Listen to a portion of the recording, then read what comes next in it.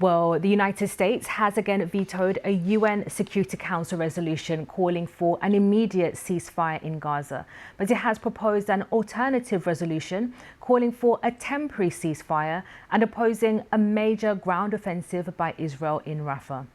There's been widespread condemnation of the US decision to block Algeria's resolution as fighting continues in Gaza. It was backed by 13 of the 15 members of the UN Security Council, with the UK abstaining. In response to the veto, China's UN ambassador said the claim the motion would interfere with ongoing diplomatic negotiations was totally untenable.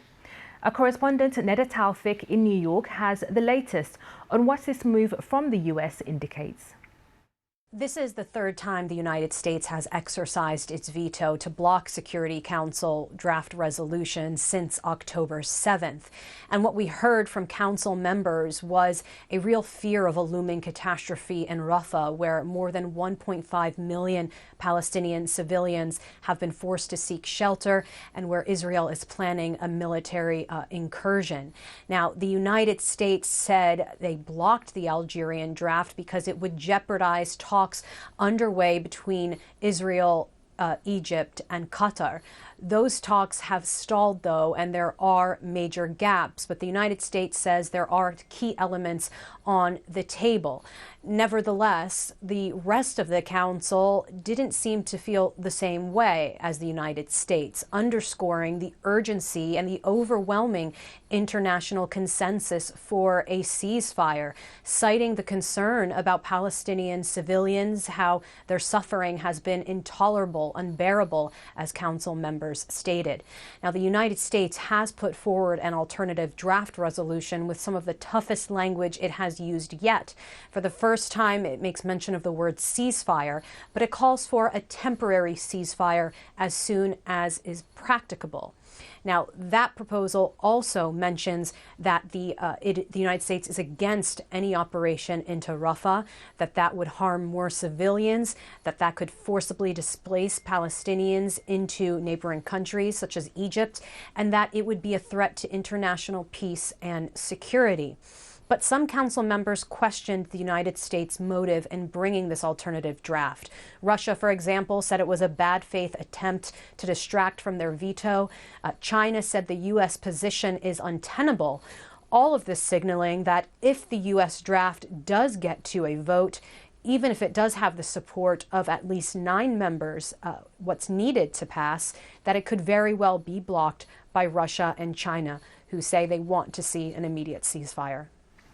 That was the BBC's Neda Taufik in New York for us. Well, as we've been hearing so far in the programme, there are concerns about the humanitarian situation in Gaza, and a report by the Global Nutrition Cluster has found that 90% of children in Gaza under the age of 2 are in severe food poverty.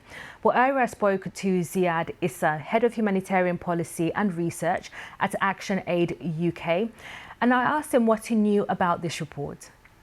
In December last year, the United Nations World Food Programme put some studies showing that around 300,000 of the people who are living in the north of Gaza are at risk of famine. Sadly, the report that came yesterday just confirming that people now at a level of hunger that they simply going to hospitals because they're severely dehydrated, their immune system is too weak to deal with any infection, and they ended up in intensive care unit that's already very crowded. And the outcomes for these people, and specifically children, are not what we're hoping for. We need to allow aid to get into the north of Gaza at a scale that can respond to this demand. There's not enough food. We're in a situation where people who are surviving the bombardments are dying from hunger and lack of food. And Zia, just looking at the situation in the south of Gaza, in Rafah, obviously there's huge international concern about a possible Israeli ground invasion in Rafah. What are you hearing from aid workers, colleagues who are in Rafah? Of course, we're very concerned about this because Rafah is hosting around 3/4 of the civilian population of Gaza. It's a already very small, crowded area. It's possibly one of the most crowded refugee camps in the world at the moment. So any attacks would result in high number of casualties. We also know that Rafah is now the headquarters of many humanitarian organizations. It's the only and the main access point for aid to get inside Gaza. So attacking Rafah, which means that the prospect of any aid continuing to enter Gaza is no longer there. We're very disappointed to see the UN Security Council yesterday failing to pass a resolution on an immediate ceasefire. UK has abstained. US vetoed this decision. And the UK has an opportunity again today to vote for a ceasefire in the parliament vote that's happening in the afternoon. And we really hope that the UK take a very strong, clear position on what they need to see happening in Gaza.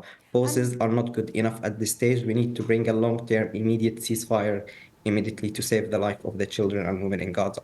Ziad, yes, I just want to ask you about all those efforts that are happening in New York. As you mentioned, there'll be a vote here in the UK about the UK potentially calling for an immediate ceasefire in Gaza. How optimistic are you that these will bear fruit? We hope that the parliament vote for an immediate ceasefire. As aid agencies, we have issued lots of statements in the last week, in particular, showing the impact of any attacks on Rafah and what that means for the civilian of Gaza. The UK has a lot of soft power that it can use in its relationship with Israel, but it can also take much stronger actions with the government of Israel to stop what's happening. We really hope that the UK government today make the right decision. And we hear what we want to hear as aid agencies, that they are standing with the people of Gaza and they want an immediate and permanent ceasefire to come in place today.